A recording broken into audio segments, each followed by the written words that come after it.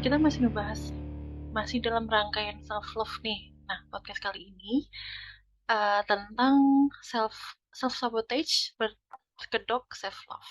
Nah, kali ini kita kedatangan tamu narasumber dari Beyond Yourself Indonesia, yaitu Kak Fania Susanto. Hai Kak, selamat Hai siang. Kak Gea, selamat siang. Selamat siang teman-teman semua. Oke, gimana nih Kak kabarnya?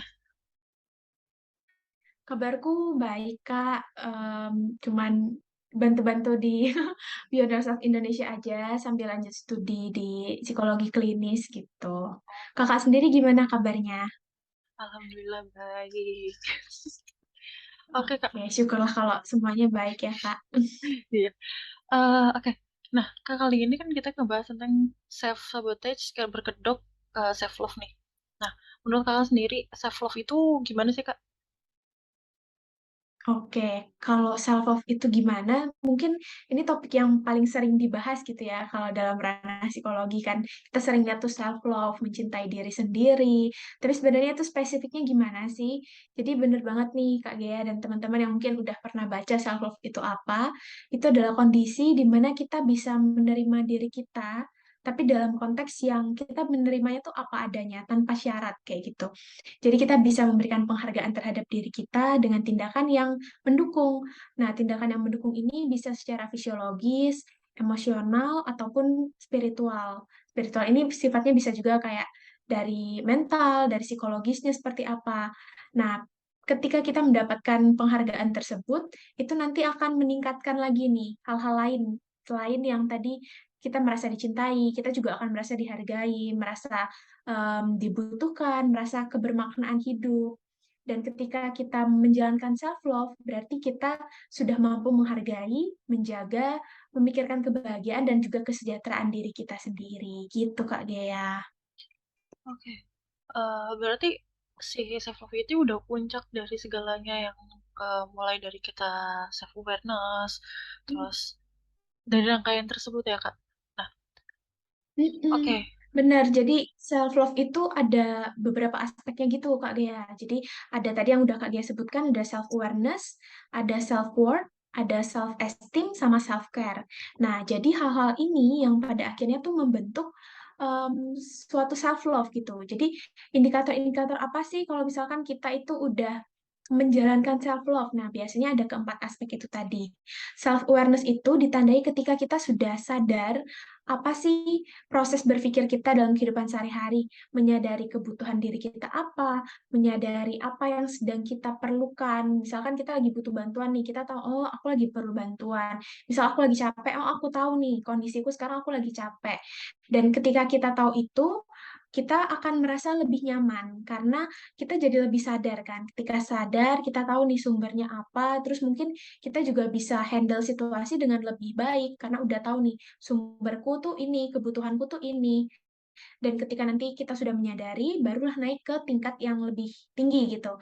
Itu ada self worth. Self worth ini kan kayak keberhargaan diri kita gitu ya, keyakinan kita pada diri kita bahwa kita itu bernilai loh. Kita itu adalah individu yang juga spesial, individu yang berharga, memiliki nilai yang berharga terlepas dari apapun pencapaian atau target hidup yang mungkin masih belum bisa kita capai. Jadi kan kadang mungkin ada situasi di mana kita gagal, kita belum bisa sampai ke tujuan akhir gitu ya.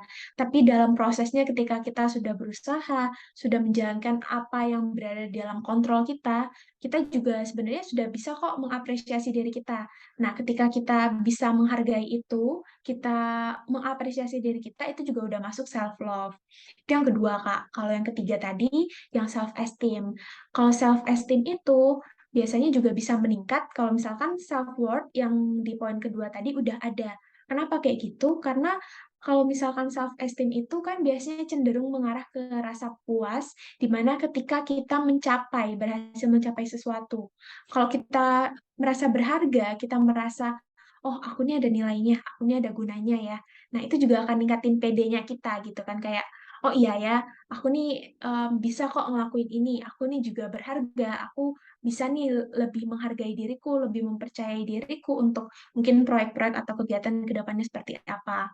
Dan setelah itu nggak cuma sampai di menghargai aja, tapi kita juga, apa ya, kayak merawat diri kita gitu, Kak. Nah, merawat diri ini walaupun mungkin self love itu aspek psikologis, tapi dalam kita mencapai self love itu juga ada aspek-aspek lain yang mendukung. Misalnya kalau misalkan aspek fisiologis itu self care-nya kayak kita tidur teratur, pola makannya cukup, pola makan cukup, pola makannya tuh yang bergizi gitu ya Kak ya, 4 sehat 5 sempurna. Terus kita juga tahu nih kebutuhan kita, kita bisa mengkondisikan lingkungan kita itu menjadi sesuatu yang nyaman buat kita, sesuatu yang suportif buat kita. Nah, itu juga kan pada akhirnya akan merawat diri ya. Sesimpel mungkin kalau misal kita lagi capek, kita butuh tidur, ya tidur. Tidur itu juga udah jadi akan jadi self care dan itu juga bentuk kita mencintai diri kita sendiri. Karena tadi poinnya kan kita menyadari tuh di aware dulu kan yang pertama kita sadar kebutuhan kita apa, kita hargain apa prosesnya kita, terus kita ngerawat juga diri kita, gitu Kak Gea. Oke. Dari tahap-tahapan itu emang harus dilakukan step by step ya Kak ya. Oke. Kalau gitu, Mm-mm. kalau gitu apa sih Kak self self sabotage itu? Kan tadi udah penjelasan Oke. tentang self love itu sendiri ya. Mm. Mm-mm, mm. Oke, kalau self sabotage ini memang terkadang agak mirip-mirip gitu mungkin ya Kak ya. Jadi miripnya dalam artian mungkin kita nggak sadar nih, kita ngerasa kita lagi mencintai diri kita lagi merawat diri kita. Padahal sebenarnya mungkin kita tuh lagi membuat apa ya, mungkin mekanisme pertahanan diri untuk menimbulkan suatu kondisi di mana kita tuh merasa nyaman. Jadi kita nganggapnya, oh ini nih kondisi yang aku mencintai diriku nih, aku lagi istirahat karena aku lagi capek. Padahal bisa aja self sabotage mungkin contoh simpelnya itu kayak prokras gitu ya kak ya. Kita mungkin mikirnya lagi capek gitu kan, terus kita butuh istirahat. Tapi kalau prokrastinasi kan itu menunda-nunda terus, yang akhirnya itu menghalangi kita untuk mencapai tujuan. Jadi self sabotage itu lebih ke apa ya, kayak musuh terbesar itu misalkan kalau ada ungkapan nih, musuh terbesar kita itu sebenarnya diri kita sendiri. Itu ya mungkin mirip-mirip kayak self sabotage ini Kak, karena seringkali kan ini kondisinya yang tidak disadari ya. Kalau kita tuh lagi sebenarnya melawan diri kita sendiri atau mempersulit diri kita dalam mencapai suatu tujuan.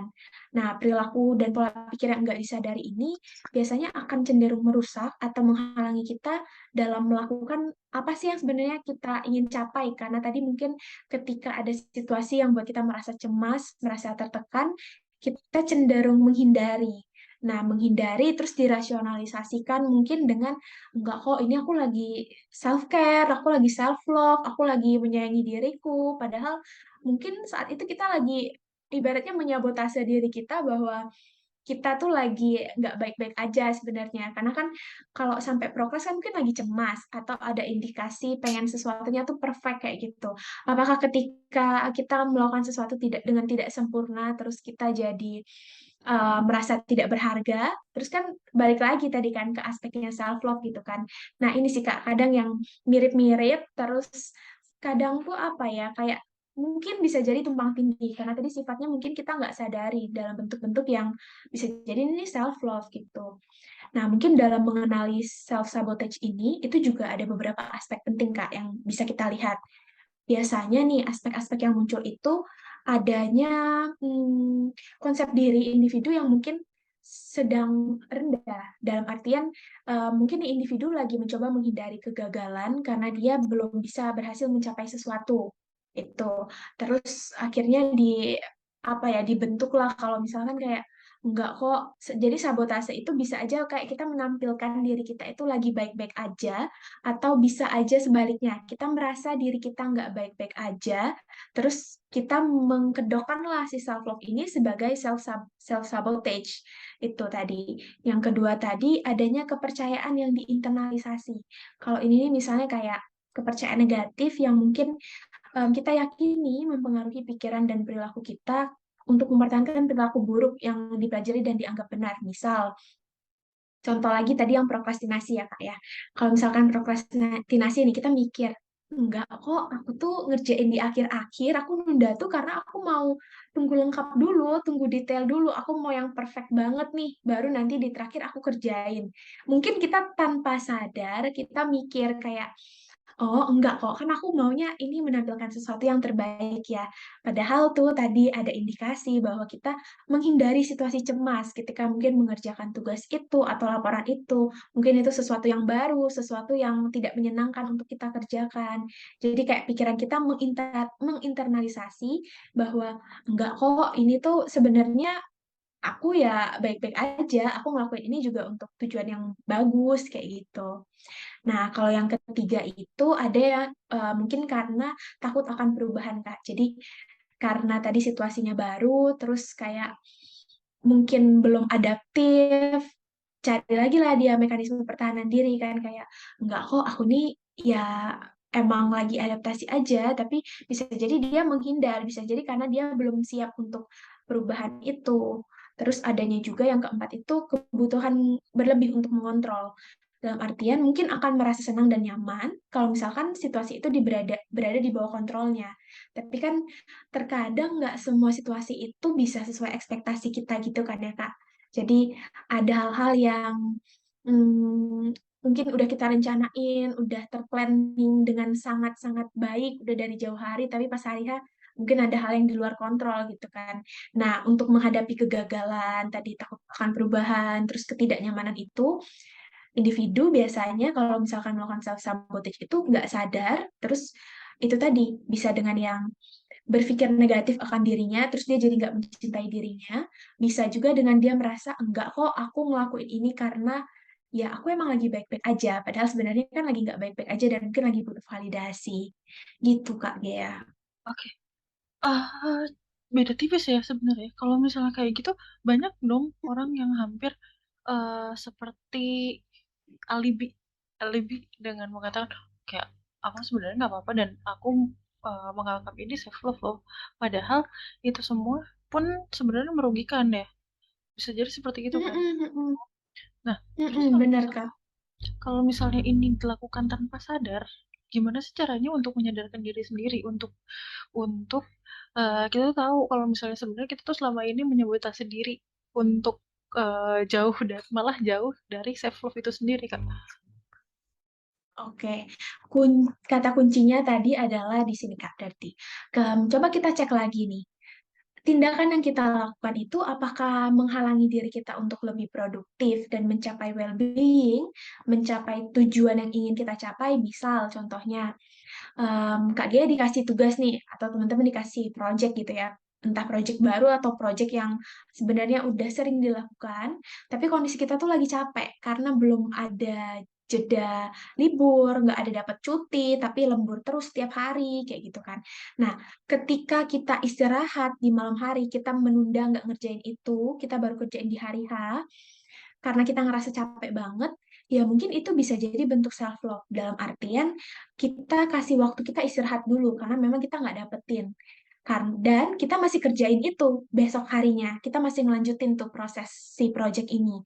Tapi kalau self sabotage itu misalnya kita ngerasa aduh aku capek banget, udah aku mau istirahat aja, udah aku nggak mau ketemu orang dulu, sampai jadi mempengaruhi ke sosialnya juga nih Kak. Jadi kan ini udah tujuan yang nggak tercapai, proyeknya nggak dikerjain, terus juga ada fungsi-fungsi diri yang jadi terlibat, yang terganggu gitu kan Kak. Jadi cek lagi deh kata kuncinya. Ketika kita melakukan itu, misalnya tadi pas kita capek, apakah memang setelah kita istirahat itu untuk nge-recharge kita, untuk bentuk apresiasi kita atas usaha kita, atau ketika kita udah istirahat, ya kita istirahat terus, nggak ada mulainya lagi nih, kayak udah capek istirahat tapi nggak ada mulai lagi, nggak start lagi, cuman habis jeda ya jeda terus, jedanya lama, tujuannya tadi nggak tercapai gitu kan.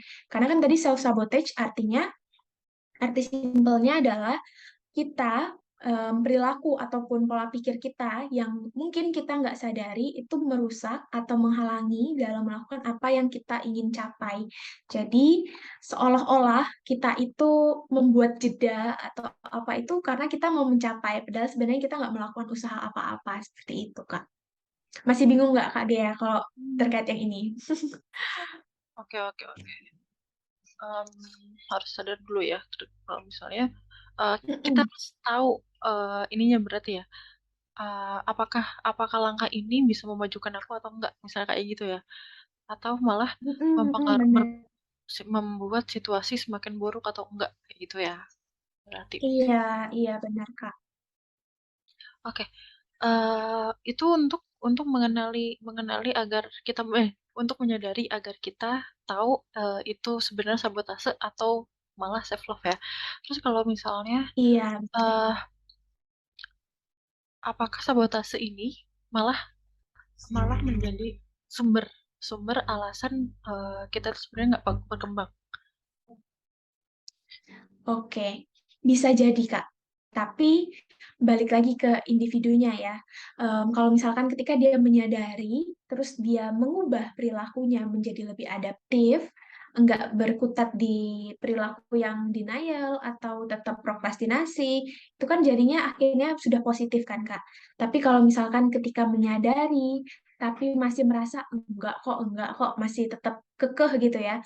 Nah, itu jadinya ya menghalangi kita untuk perkembangan kita, menghambat perkembangan kita ke depannya seperti apa. Karena kan jadinya tujuannya nggak tercapai itu. Nggak ada yang berhasil dilakukan. Terus itu juga akhirnya akan berdampak lagi. Dia jadi merasa, kok aku nggak ada progres ya, nggak ada keberhargaan diri ya. Nah, berkuranglah lagi self-love-nya, nggak dapet. Kayak gitu, Kak. Oke. eh aku jadi eh, kepikiran lagi nih, sama yang tadi. Kalau Mm-mm. misalnya kalau misalnya kita mengumpamakan self love, self reward, misalnya kita udah mendapatkan penghargaan nih, kita menghargai penghargaan atau Mm-mm. nilai bagus misalnya. Terus kita Mm-mm. Mm-mm. mengalihkan self reward situation Oke. menghadiahi diri kita karena kita self love nih. Mm-mm. Mm-mm. Terus akhirnya yang bikin kadang-kadang mungkin kita sering banyak ya yang mengsalah-artikan self love itu sendiri, self reward itu sendiri. Misalnya sampai membeli suatu barang yang sebenarnya nggak dibutuhin sama kita, tapi alibinya karena self love. Nah, ujung-ujungnya misalnya tabungan habis, misalnya gitu. Apakah Oke. itu termasuk self sabotage atau enggak nih? Oke, ini pertanyaan yang menarik banget ya Kak Dea ya.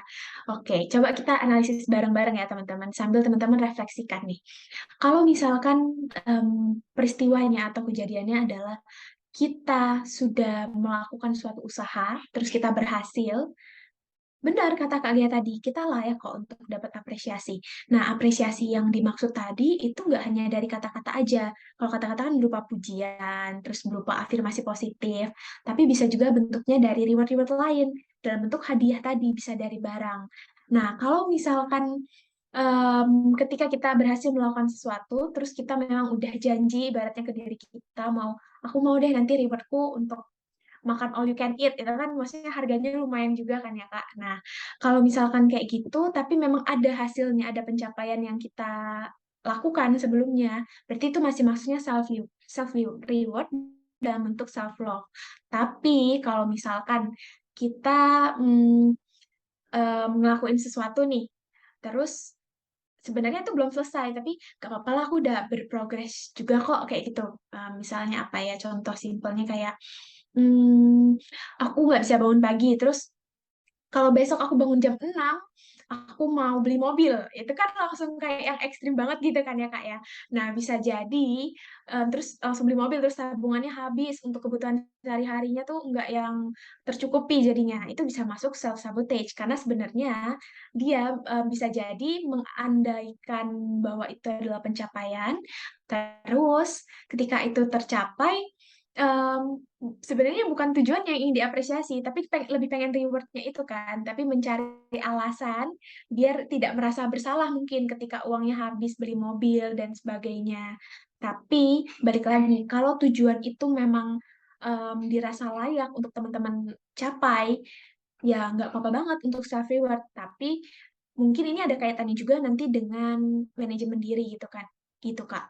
Karena kalau misalkan tadi kalau kasusnya adalah orangnya insom banget, terus jadi dia susah tuh kontrol waktu tidurnya karena mungkin main gadget dan sebagainya, terus jadi susah bangun pagi. Nah, ketika dia bangun pagi, ya dia boleh kok dapat reward, walaupun mungkin bangun pagi itu bisa dilakukan semua orang kan. Nah, itu layak Kak dapat reward karena ada effort kan dari individu itu untuk melakukan sesuatu yang tadinya dia nggak bisa, terus dia jadi bisa, yang tadinya dia kesulitan, terus dia berproses untuk melakukan itu wajar self reward, terus itu adalah salah satu bentuk self love. Tapi kalau misalkan nggak melakukan sesuatu, aku sebenarnya tuh berawal dari aku pengen reward ini, tapi biar aku nggak merasa bersalah, aku ngapain dulu ya?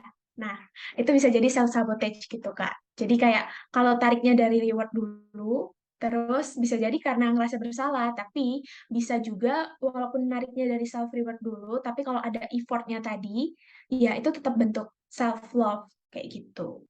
Gitu Kak. Oke, oke, oke, paham aku. Mm-mm.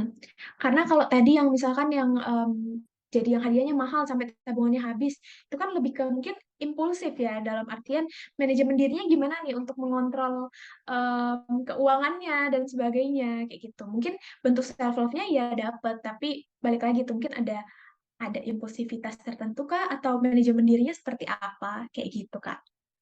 Oke. Memang harus semuanya kalau misalnya kita berlebihan nggak boleh ya. Jadi malah kesannya Iya. bukan malah self love, tapi malah merugikan di pihak yang lain kayak gitu. Oke, Mm-mm. contoh yang paling mudah di kehidupan sehari-hari yang menurut kita itu self love tapi sebenarnya bukan. Apa sih, Kak? Oke. Hmm, apa ya, yang mungkin teman-teman udah sering dengar tuh yang itu tadi Kak, yang udah kita sebutin dari tadi tentang prokrastinasi. Jadi prokrastinasi itu mungkin kalau teman-teman yang belum pernah dengar itu apa, itu kayak kita ke deadliners gitulah. Hmm. Deadliners itu kita menunda-nunda ngerjain suatu kegiatan, tugas, tanggung jawab dan sebagainya itu di akhir, entah itu tugas yang sifatnya akademis ataupun non akademis. Misal kalau akademis kan kita disuruh ngerjain laporan, ada tugas kuliah, tugas sekolah, tugas kerja yang ada bentuknya gitu kan. Tapi nunda-nunda ini juga bisa kayak kita janjian tuh sama teman. Iya nanti aku mau berangkat em, mau berangkat ke sana untuk bahas diskusi kerjaan ini nih. Tapi kita nunda-nunda kayak minggu depan deh, minggu depan. Padahal sebenarnya di hari itu dia lagi kosong, tapi kayak aduh minggu depan aja deh, aku mau ini dulu, kayaknya ini lebih urgent deh. Padahal sebenarnya pas hari H, itu dia nggak ngapa-ngapain juga, kayak gitu kan. Jadi kayak dia pengen istirahat, tapi dia juga nggak istirahat, dan tujuannya juga nggak tercapai. Jadi kan kayak dia menganggap itu mungkin self love untuk istirahat, tapi tujuannya kan nggak tercapai. Jadi itu udah masuk self sabotage juga. Karena tadi dia menghindari situasi cemas. Mungkin kalau aku diskusi sama temenku ketemuan, aku udah harus nyiapin materi ini nih. Kalau aku ditanyain ini, nanti kalau aku nggak bisa jawab, aku bakal kayak gini nih. Aku perlu waktu yang lebih panjang nih untuk siapin ini. Ya udahlah nanti aja lah. Aku juga lagi capek kok sekarang. Nah, kayak gitu kan. Padahal sebenarnya em, pas hari H itu bisa aja dia nggak istirahat juga atau dia menganggap itu istirahat, menganggap itu ya udah aku ambil waktu dulu padahal kan sebenarnya itu kita secara tidak sadar lagi menyabotase diri kita kalau misalkan oh aku nih sekarang lagi capek ya lagi nggak baik-baik aja ya aku maunya tuh tampilnya tuh yang baik-baik aja nih ke temen-temenku makanya aku mencerminkan perilakuku yang seperti itu. Bisa juga bentuk lainnya dengan kita minder karena merasa diri kurang, terus kita maunya perfect kayak gitu kan. Jadi kayak kita nundanya tuh di akhir-akhir kayak gitu kan itu juga sebenarnya bisa jadi kita menyabotase diri kita karena adanya rasa kurang percaya diri itu tadi, terus karena kita mau itu sempurna banget, jadi kita tunda terus. Padahal kalau mau sempurna kan seharusnya tetap dicicil ya, dikerjain dikit-dikit gitu kan, ada prosesnya. Tapi ini tuh sama sekali nggak dikerjain. Jadi kayak ya udah di akhir aja lah, pokoknya di akhir kayak gitu. Biar aku tuh lebih otaknya encer kayak gitu. Misal di akhir lebih deket waktu pengumpulan gitu kan. Padahal sebenarnya ya dia mundur-mundur karena memang lagi males mungkin kayak gitu. Tapi ya muncul rasionalisasi itu tadi. Terus kalau misalnya aku misalnya berpendapat seperti ini, karena aku mencintai diri aku sendiri, maka aku nggak akan memaksakan diri ketika aku melakukan kegagalan. Nah, Mhm. eh, apakah itu masih termasuk dalam self love apa enggak sih? Oke, menurutku ini bisa jadi dua-duanya, Kak. Kenapa bisa jadi dua-duanya? Tergantung outcome-nya, tapi ini bisa menjadi self love ketika kita memang memvalidasi bahwa memang diri kita sedang tidak baik-baik saja saat gagal itu, terus kita kasih waktu, kita nge-recharge energi kita dulu, terus kita lanjutin lagi tugasnya, kita lanjutin lagi prosesnya, misal nih, gagal di bagian bab 3 skripsi misal gitu kan, gagal di bagian bab 3 kan skripsi bab 1 sampai bab 5 gitu kan ya Kak, gagal di bab 3. Oke, aku lagi gagal nih di bab 3, aku mau ambil waktu tenang dulu lah, karena kalau aku lagi emosi sedih juga aku nggak bisa fokus. Aku ambil waktu tenang, aku recharge dulu, terus aku mulai lagi. Nah, ketika recharge, ketika dia stop dulu, ketika tidak memaksakan dirinya untuk langsung baik-baik aja, untuk langsung ngerjain si bab tiganya itu tadi, itu menurutku masih masuk self-love. Tapi bisa masuk self-sabotage kalau misalkan kondisi itu memunculkan sesuatu yang negatif, terus jadi dia merasa kayak, udahlah aku nih nggak guna kayak gitu, aku nih nggak guna, aku tuh nggak bisa ngapa-ngapain, aku tuh bodoh banget lah, nggak ada hal yang berguna yang bisa aku kasih ke orang-orang kayak gitu kan. Untuk diriku sendiri aja aku tuh nggak guna. Hanya karena dia nggak bisa nyelesain. Hanya karena dia gagal di bab 3. Padahal sebelum-sebelumnya misal dia udah pernah menang lomba apa, udah ada prestasi apa dan sebagainya. Jadi kayak langsung judgement diri dia bahwa oh, aku tuh nggak berguna karena satu hal ini. Nah, ketika si kegagalan ini, dia kan nggak memaksakan untuk mengerjakan si bab 3 kan. Nah, itu tapi masuknya udah self-sabotage.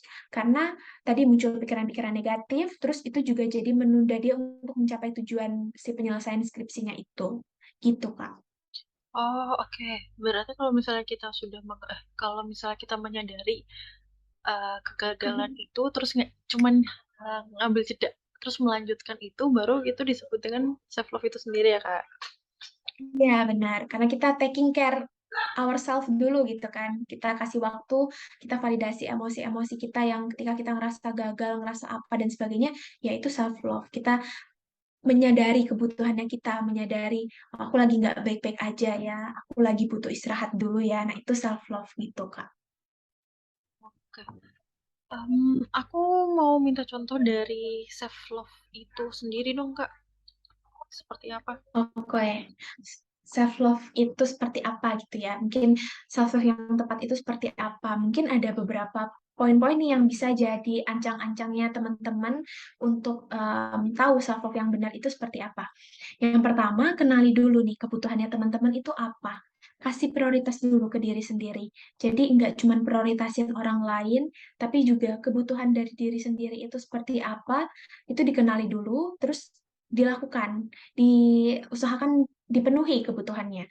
Terus yang kedua, hindari untuk self judgment dengan membanding-bandingkan diri, kenali juga apa yang bisa kita kontrol dan nggak bisa kita kontrol.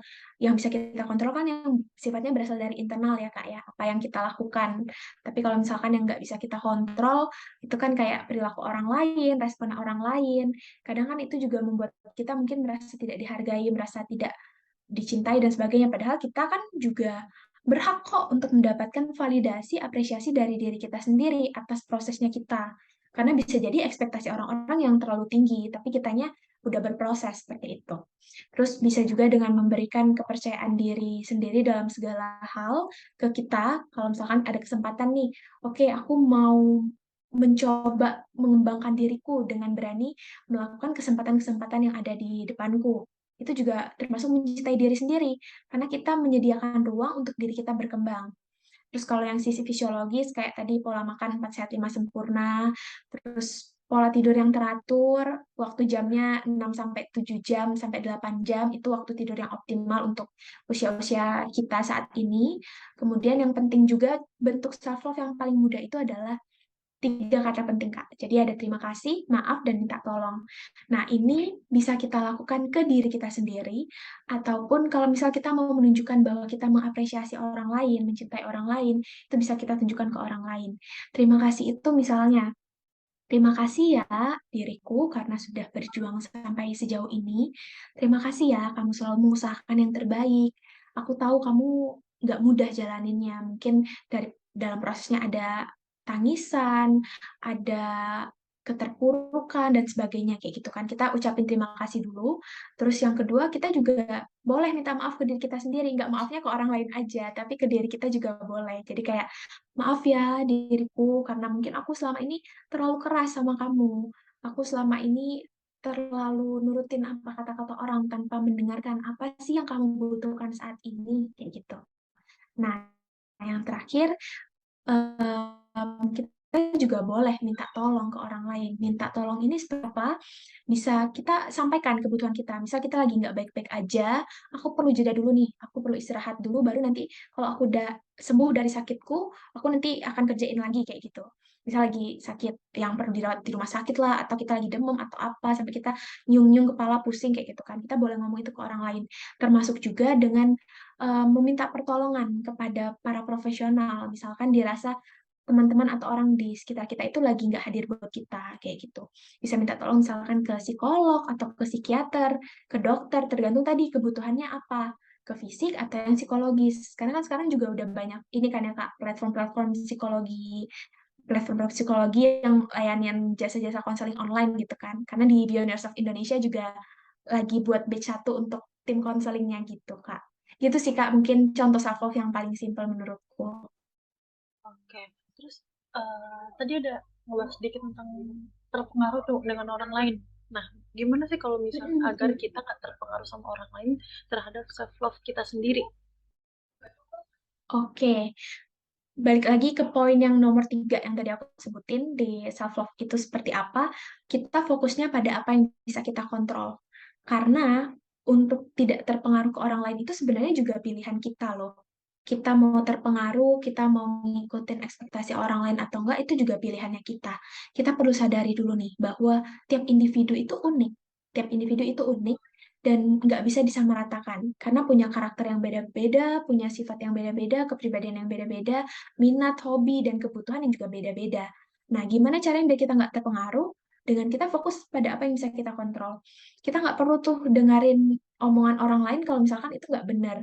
Kalau misalkan mereka terlalu tinggi ekspektasinya ke kita, fokus aja ke apa yang bisa kita kontrol. Oke, aku kemarin udah misal mau ujian, yang bisa aku kontrol adalah aku belajar, aku persiapkan diri baik-baik, latihan soal, baca catatan, baca buku, dan sebagainya. Tapi yang nggak bisa aku kontrol adalah nilaiku. Aku nggak tahu nih dosennya bakal ngasih nilai esai itu berapa, kayak gitu kan kita nggak ada jawaban pasti gitu kan ya Kak, nggak kayak pilihan ganda misal gitu kan soalnya gabungan. Nah itu kan udah di luar kontrol kita tuh, udah persepsi gurunya, persepsi dosennya seperti apa. Nah, itu kan nggak bisa kita kontrol, tapi kita perlu sadari bahwa kita tuh juga udah berusaha loh. Sadari apa yang bisa kita kontrol, sadari kebutuhan kita apa yang sudah kita lakukan, refleksikan. Setelah itu kita bisa apresiasi. Nah, dengan gitu kan kita nggak terpengaruh tuh orang puji atau apa dan sebagainya, tapi lebih ke, oke, dari diriku sendiri gimana sih sebenarnya? Kan yang 24/7 sama diri kita sendiri kan. Kita yang paling tahu tuh kita ngapa-ngapain, usahanya kita seperti apa. Mungkin orang nggak lihat kita lembur tengah malam atau kita tidur sampai pagi buat ngerjain project, tapi diri kita kan tahu. Berarti kita juga boleh kok untuk mengapresiasi, mencintai diri kita sendiri tanpa menunggu orang lain yang melakukan itu terlebih dahulu. Gitu kan. Oh, iya, aku paham nih dari situ. Kakak, aku minta statement closing statement deh untuk obrolan kita kali ini. Oke, untuk closing statement dari obrolan kita hari ini, jadi teman-teman yang penting adalah teman-teman kenali dulu nih kebutuhan teman-teman itu apa, coba direfleksikan, terus tarik nafas sejenak. Tarik nafas ini dalam artian, yuk ambil waktu tenang, coba pikir tenang-tenang, terus sambil atur nafas gitu juga bisa. Tarik nafas, tahan nafas, hembuskan sambil bayangkan kondisiku sekarang seperti apa ya. Aku lagi gimana ya perasaannya, apa ya yang lagi aku butuhkan. Kemudian teman-teman coba lihat juga proses pencapaian teman-teman itu sampai sekarang udah sampai di titik mana nih. Teman-teman coba apresiasi, terus itu juga adalah bentuk mencintai diri sendiri. Karena ada quotes nih Kak dari Wayne Dyer itu yang bilang kalau kamu tuh tidak harus selalu menjadi yang lebih baik dari siapapun. Yang penting kamu itu hanya perlu lebih baik dari dirimu sebelumnya. Gitu Kak Gea. Nggak ada bisa-bisa ya tentang pembahasan itu, dan banyak aspek yang harus emang kita sadari. Emang harus kita sadari bahwa itu seperti apa, dan jangan sampai justru kita mengatasnamakan self love padahal kita merugikan diri kita sendiri, itu ya kak ya. Oke kak. Iya, benar banget Kak. Oke kak, terima kasih untuk waktunya kak Fania untuk sudah berkenan berbagi ilmu dan informasi tentang self love dengan soulmate LDS. Iya, makasih juga Kak Gea. Semangat ya teman-teman tetap mencintai diri kita dan sesuai kebutuhan biar kita nggak menyabotase diri kita ya. Oke, terima kasih juga untuk Sobat LDS yang sudah menonton podcast ini.